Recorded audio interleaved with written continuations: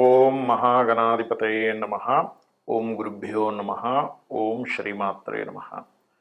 పరమేశ్వర స్వరూపమైనటువంటి జ్యోతిష, వాస్తు మరియు ఇతర అనేకమైనటువంటి శాస్త్రములను మనకు అందించినటువంటి మహర్షులకి నమస్కారం. హయగ్రీవ హయగ్రీవ హయగ్రీవేతియోపదేత్ తస్స నిస్సరతే వాణి జన్మకన్యా ప్రవాహవత్. అరుణాం కరుణాతరంగితాక్షీం ధృతపాశాంకుశపుష్పబాణచాపాం అనిమాదిభిరావృతాం మయూకైః అహమిత్యేవ విభావయే భవానీం. శ్రీమాత్రే నమ. ప్రేక్షకులకి ఆ లలితాంబిక అమ్మవారి యొక్క అనుగ్రహం పరిపూర్ణంగా కలగాలని మనస్ఫూర్తిగా కోరుకుంటూ మనం ఈరోజు చెప్పుకోబోయే టాపిక్ ఏమిటంటే, ప్రతి సంవత్సరము మారుతున్నప్పుడల్లా ప్రతి ఒక్కరికి కూడా ఒక ఆశ. ఈ కొత్త సంవత్సరం వస్తుంది, 2025 వస్తుంది, లేదా 2026 వస్తుంది, ఇప్పుడైనా నా జీవితం ఏమైనా మారుతుందా? ఆంగ్ల సంవత్సరం వదిలిపెట్టిన తర్వాత ఉగాది నుంచి నా జీవితం ఏమైనా మారుతుందా అని ఎదురు చూస్తూ ఉంటారు. ఇక్కడ రెండు విషయాలు గుర్తుపెట్టుకోండి. మనము ఎక్కడికైనా వెళ్ళాలంటే మనం ప్రయాణం చేయాలి.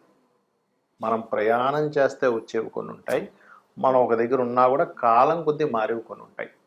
కాలంలో మరి జరిగేటువంటి మార్పుల ద్వారా మన జీవితాలు కొంత మారుతూ ఉంటే, మనం చేసే ప్రయాణం ద్వారా, మనం తీసుకునే నిర్ణయాల ద్వారా, మనం ఉపాసించేటువంటి దేవతా స్వరూపాల ద్వారా, మన ఆలోచన విధానం ద్వారా కొంత మారుతూ ఉంటుంది.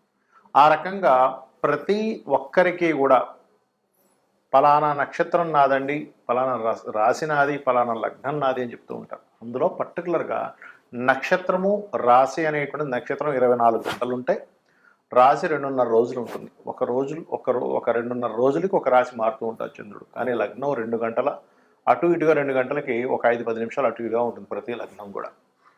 మరి మీరు జన్మించిన లగ్నం బట్టి మీరు ఎటువంటి ఆలోచన విధానం కానివ్వండి, ఎటువంటి నిర్ణయాలు కానివ్వండి, ఎటువంటి దేవతా ఆరాధన కానివ్వండి, ఎటువంటి విషయాలను పట్టించుకోవాలి, వేటిని వదిలేయాలనేటువంటి విషయాలు మీరు స్పష్టంగా తెలుసుకోగలిగితే మీకు ఏ సంవత్సరం మారుతున్నా ఆనందదాయకంగానే ఉంటుంది. ఆ రకంగా మనం ప్రతి ఒక్క లగ్నానికి ఎటువంటివి పాటించాలి మీరు ఆనందంగా ఉండడానికి అనే విషయాలు మనం చెప్పుకుందాం. అయితే ఈ విషయాలు చెప్తుంది నేనైనప్పటికీ, బయటికి కనబడుతుంది నేనేదో చెప్తున్నట్టుగా ఉన్నప్పటికీ, చెప్పిస్తుంది పలికిస్తుంది అంత లలిత అమ్మవారిగా భావిస్తూ ఒక్కొక్క లగ్నరీత్యా మనం తెలుసుకుందాం. తులాలగ్నము, తులారాశి.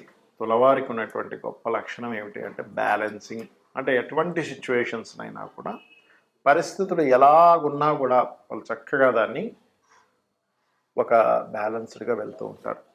అలాగే ఈ తులవారికి పూర్వజన్మ కర్మ ఏ రూపంలో తగ్గుతుంది, ఏ గ్రహాలకు సంబంధించి చేసుకుంటే మీకు తగ్గుతుంది అని చెప్పి చూసుకున్నట్లయితే, ముఖ్యంగా గురుగ్రహానికి, రవిగ్రహానికి గుర్తుపెట్టుకోండి. పూర్వజన్మ కర్మ ఈ లగ్నంలో పుట్టినటువంటి వారికి వీరికి అందజేయబడుతుంది. అయితే ఇంకా పర్సనల్ చార్ట్లో ఉండే గ్రహస్థితులు అవన్నీ వేరు, బట్ జనరల్గా మాత్రం నేను చెప్తున్నాను ఇది. అందులోని పర్టికులర్గా మీకు 6వ స్థానం అంటే తులాలగ్నం నుంచి మీనరాశి అవుతుంది, 11వ స్థానం అంటే సింహరాశి అవుతుంది తులాలగ్నం నుంచి.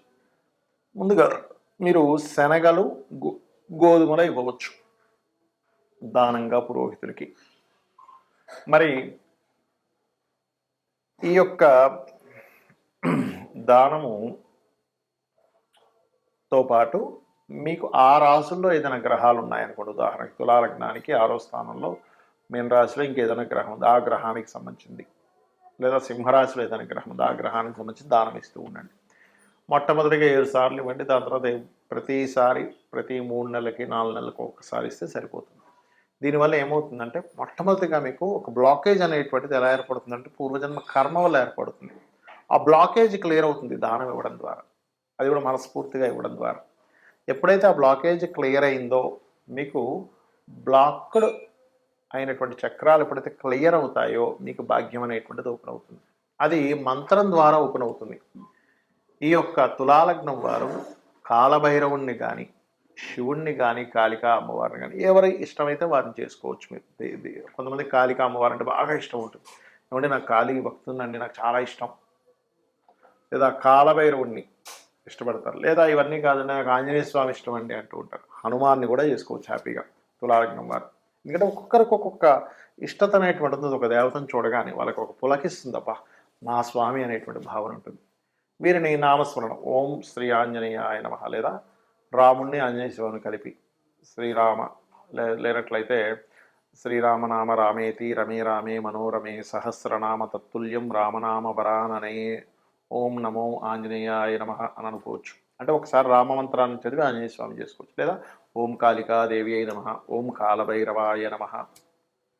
ఈ రకంగా మీరు ఓం నమ శివాయ కూడా చేసుకోవచ్చు, తప్పేం. ఇవి చేస్తే ఏమవుతుందంటే నిత్యము నామస్మరణ అనేటువంటిది మీకు తెలియకుండానే మీలో ఉండేటువంటి నెగటివ్ ఎనర్జీ ఫస్ట్ పోతుంది, గుర్తుపెట్టుకోండి. ఎప్పుడైతే కర్మ తొలగింది దానం ద్వారా, మంత్రం ద్వారా పాజిటివ్ ఎనర్జీ ఫీల్ అయింది, నెగిటివ్ ఎనర్జీ పోయింది, అప్పుడు మీకు మీ గ్రహస్థితులు ఎలా ఉన్నా, ఏ సంవత్సరం మారుతున్నా, ఏది ఎలా ఉన్నా సరే మీరు హ్యాపీనెస్ ఎక్కువగా పొందుతూ ఉంటారు.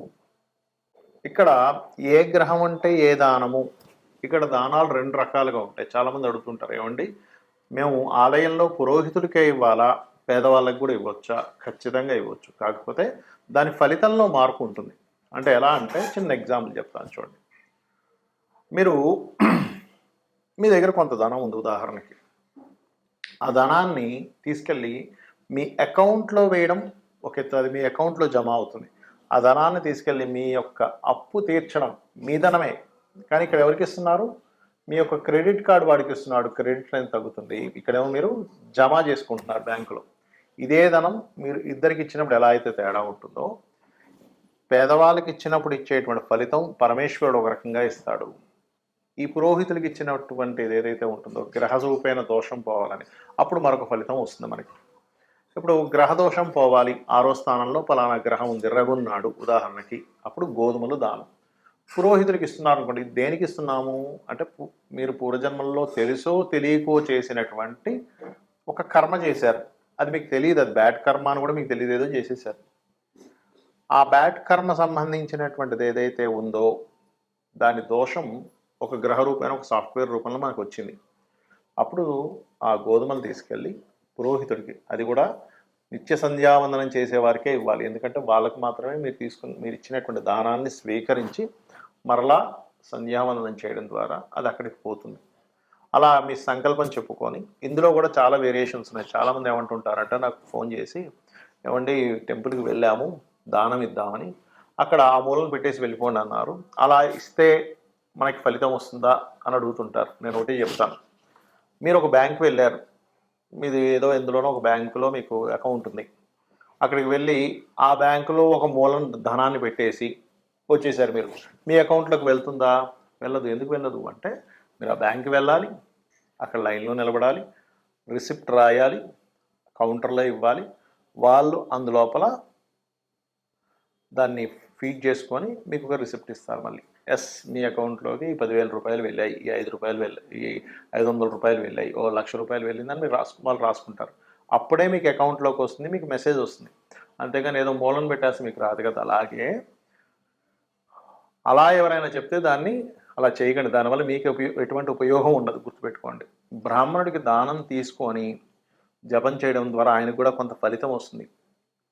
జపం చేయకపోతే ఆయనకి మంచి ఫలితం రాదు. జపం చేస్తే మీ దగ్గర దానం తీసుకొని ఆయన మరలా గాయత్రి చేసుకున్నందుకు ఆయనకి అమ్మవారి అనుగ్రహం పెరుగుతుంది, మీకు దోషం పోతుంది. కాబట్టి ఈ రకంగా మరి పేదవాళ్ళకి దానం ఇవ్వడం ద్వారా ఎటువంటి ఫలితం వస్తుంది?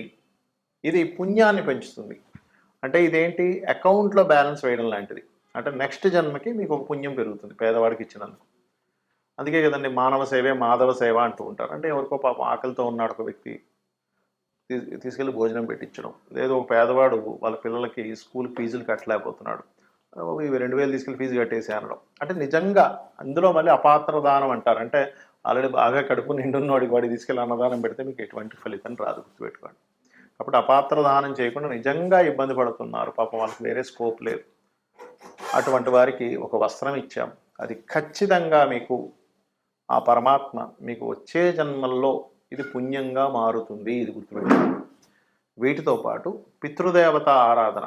చాలామంది అంటుంటారు, ఏమండి మాకు లేదండి, మా మా ఇంట్లో సాంప్రదాయం లేకపోవడం ఏంటి, తల్లికి తండ్రికి తాతలకి మీరు పెట్టడానికి.